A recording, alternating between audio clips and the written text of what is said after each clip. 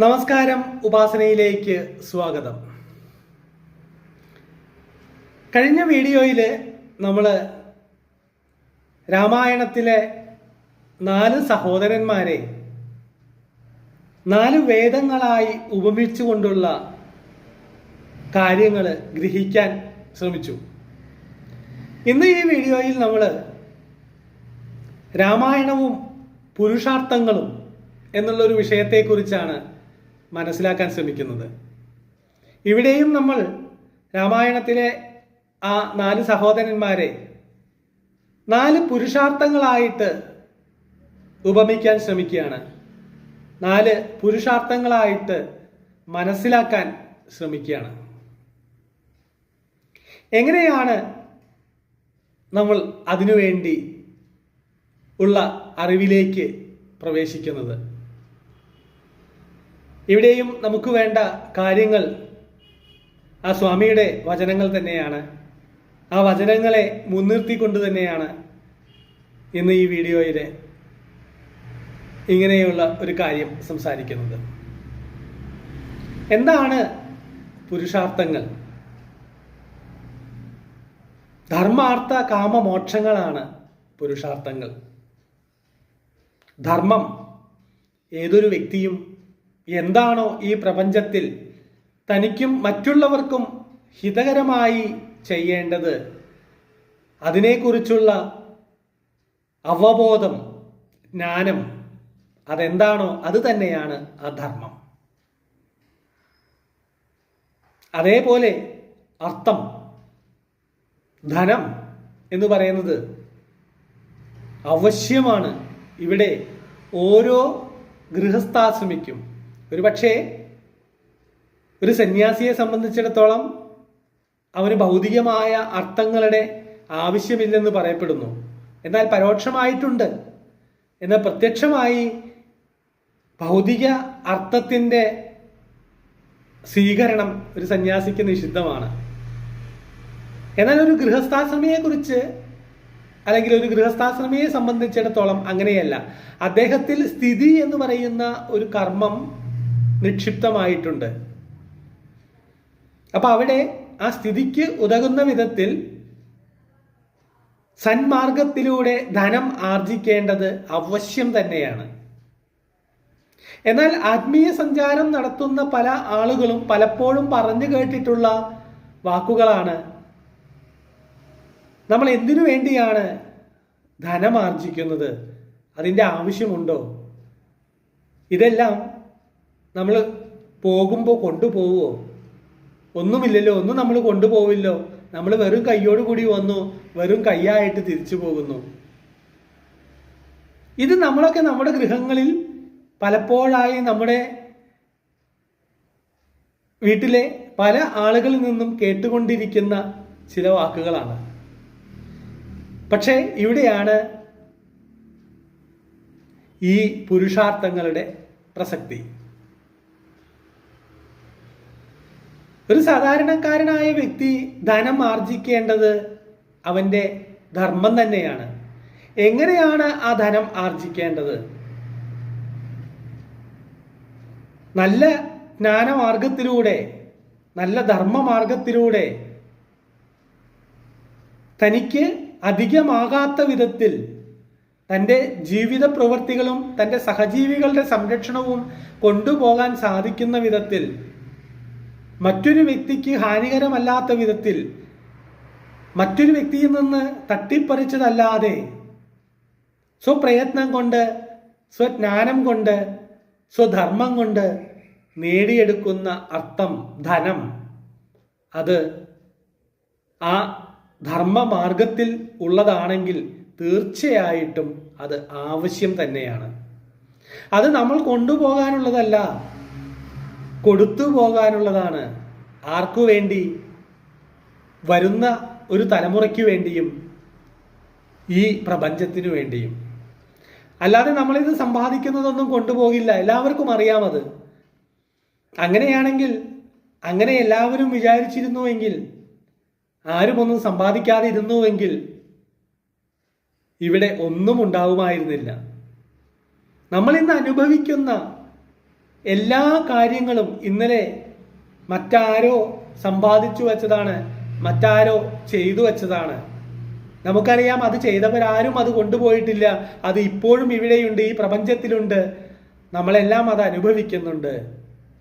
അങ്ങനെ ഇന്നലെ മറ്റാരോ ചെയ്തു പോയ കാര്യങ്ങൾ ഇന്ന് നാം അനുഭവിക്കുന്നുണ്ടെങ്കിൽ നാളെ വരുന്നവർക്ക് വേണ്ടി, അവർക്ക് അനുഭവിക്കാൻ വേണ്ടി എന്തെങ്കിലുമൊക്കെ ചെയ്തു വെക്കേണ്ടത്, എന്തെങ്കിലുമൊക്കെ ആർജിച്ചു വെക്കേണ്ടത് നമ്മുടെ ഓരോരുത്തരുടെയും ഉത്തരവാദിത്തമാണ്. അത് ആ ധർമ്മമാർഗത്തിലാണെങ്കിൽ അത് തന്നെയാണ് പുരുഷാർത്ഥങ്ങളിൽ ആദ്യത്തെ ധർമ്മവും അർത്ഥവും. അങ്ങനെ ഇവിടെ കൊടുത്ത് പോകാനുള്ള ധനം ആർജിക്കുന്നതോടൊപ്പം തന്നെ നമുക്ക് നമ്മുടെ കാമനകൾ പൂർത്തീകരിക്കേണ്ടതുണ്ട്. നമുക്ക് നമ്മുടേതായ ആഗ്രഹങ്ങൾ, സദ്ലക്ഷ്യങ്ങളെല്ലാം നമ്മുടെ ആഗ്രഹങ്ങൾ തന്നെയാണ്, നമ്മുടെ കാമം തന്നെയാണ്.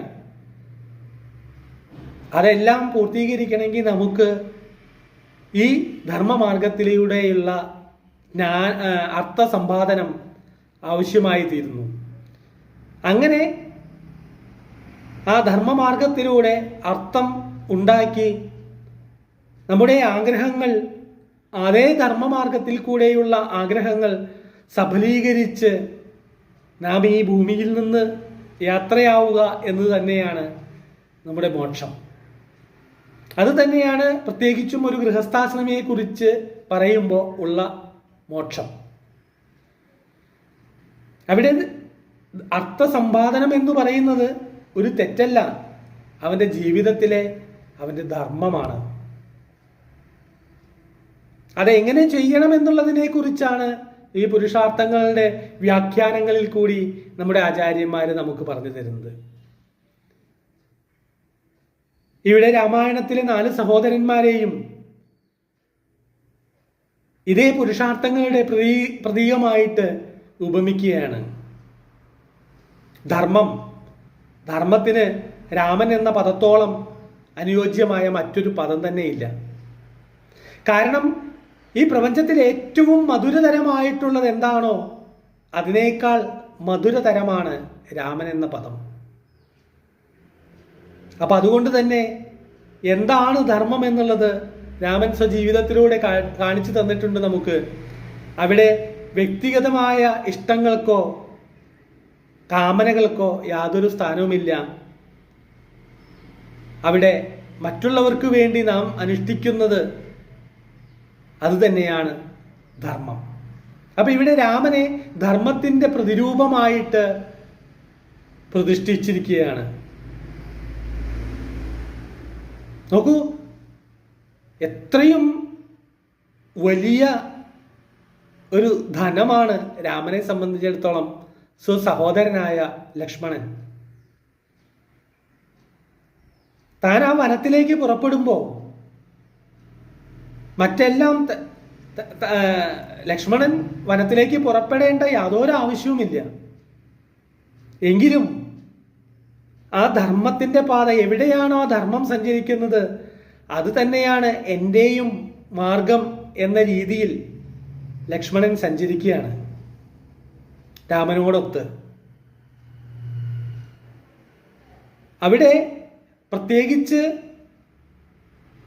ആഗ്രഹങ്ങളൊന്നുമില്ല. ആ ധർമ്മ സംസ്ഥാപനം, ആ ധർമ്മം പോകുന്ന വഴിയിലൂടെ ഞാനും സഞ്ചരിക്കുന്നു എന്നുള്ള ഒരു മഹത് അർത്ഥത്തിലേക്ക്, അത് ദ്രവ്യമായ അർത്ഥമായിക്കോട്ടെ ജ്ഞാനതലത്തിലുള്ള അർത്ഥമായിക്കോട്ടെ, അത്തരം ഒരു അർത്ഥതലത്തിലേക്ക്, അത്തരം ഒരു സമ്പന്നതയിലേക്ക്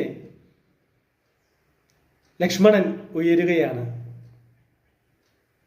രാമനും ലക്ഷ്മണനും കൂടി ഒരുമിച്ച് സഞ്ചരിക്കുന്നു.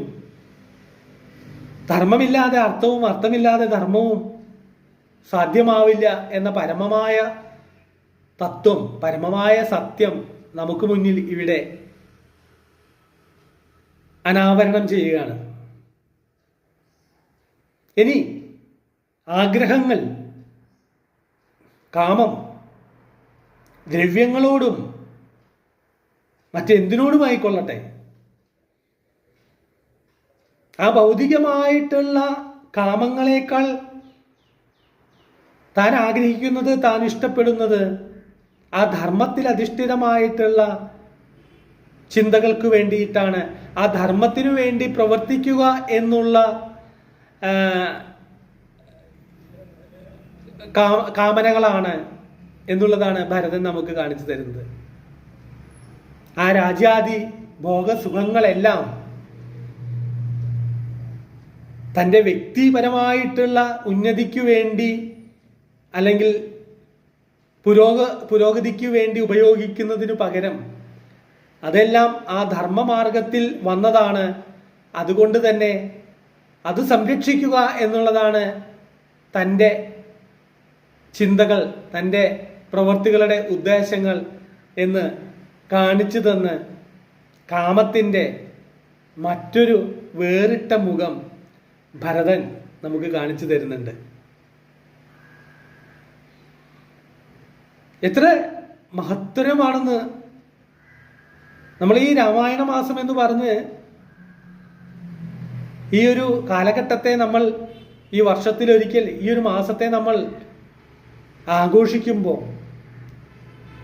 ആ മാസം കഴിയുമ്പോൾ അടുത്ത രാമായണ മാസം സമാഗതമാകുമ്പോഴേക്കും അല്ലെങ്കിൽ അടുത്ത വർഷത്തിലുള്ള ആ രാമായണ മാസം സമാഗതമാകുമ്പോഴേക്കും എന്തെങ്കിലും ചില ചെറിയ അറിവുകൾ സ്വായത്തമാക്കിക്കൊണ്ട് നമുക്ക് നമ്മുടെ ജീവിതം ധന്യമാക്കാൻ സാധിക്കണം. അതിനു വേണ്ടിയിട്ടാണ് നമ്മൾ ഇങ്ങനെയുള്ള കാര്യങ്ങളെല്ലാം ആചരിക്കുന്നത്, അല്ലെങ്കിൽ ഇങ്ങനെയുള്ള കാര്യങ്ങളെല്ലാം മനസ്സിലാക്കാൻ ശ്രമിക്കുന്നത്.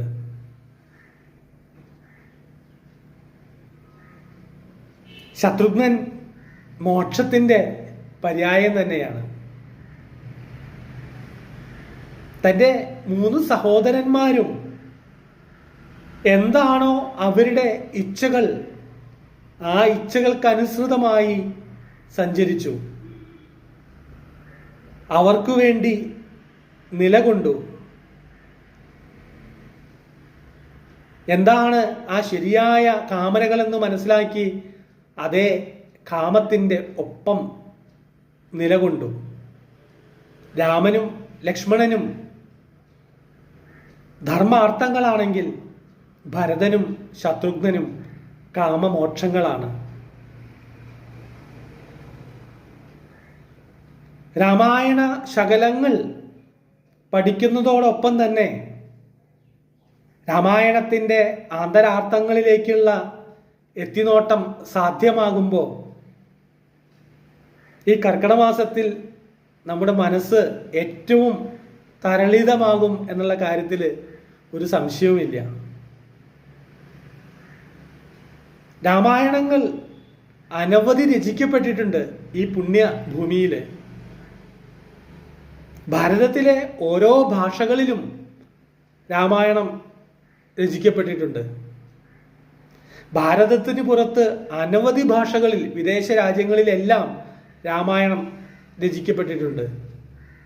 സിംഹള ഭാഷയിൽ തായ്വാൻ, ബർമ്മ, നേപ്പാൾ, യൂറോപ്യൻ രാജ്യങ്ങൾ, ഇങ്ങനെയുള്ള എല്ലായിടത്തും പല പല കാലഘട്ടത്തിലായി രാമായണങ്ങൾ രചിക്കപ്പെട്ടിട്ടുണ്ട്. ഭാരതത്തിൽ തന്നെ അനവധി രാമായണങ്ങൾ പ്രാദേശികമായിട്ട് എണ്ണി തിട്ടപ്പെടുത്താൻ സാധിക്കാത്ത വിധത്തിലുള്ള രാമായണ രചനകൾ നടന്നിട്ടുണ്ട്. 12ാം നൂറ്റാണ്ടില് തമിഴ്നാട്ടില് കമ്പർ എഴുതിയ കമ്പ രാമായണം വളരെ പ്രസിദ്ധമാണ്. വാൽമീകി രാമായണം ആദ്യകാവ്യമായിട്ട് നമ്മൾ കരുതുന്നു. അതിനുശേഷമുള്ള രാമായണങ്ങൾ തെലുഗു ഭാഷയിൽ ദ്വിപദ രാമായണം രചിക്കപ്പെട്ടിട്ടുണ്ട്.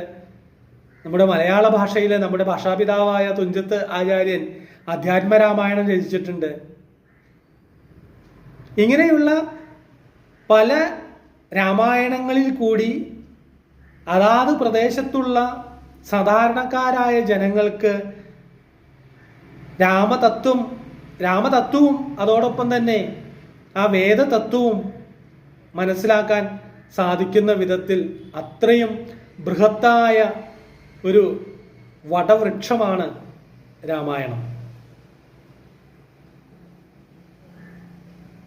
ആ രാമായണത്തിൽ കൂടെ നമുക്ക് നമ്മുടെ ജീവിതത്തിൽ ഏതൊക്കെ രീതിയിലുള്ള ഭൗതികവും ആത്മീയവുമായ തലങ്ങളിലേക്ക് ഉയരാൻ സാധിക്കുമോ അതിനു വേണ്ടുന്നതെല്ലാം ആ രാമകഥ നമുക്ക് പറഞ്ഞു തരുന്നു, ആ രാമായണം നമുക്ക് പറഞ്ഞു തരുന്നു.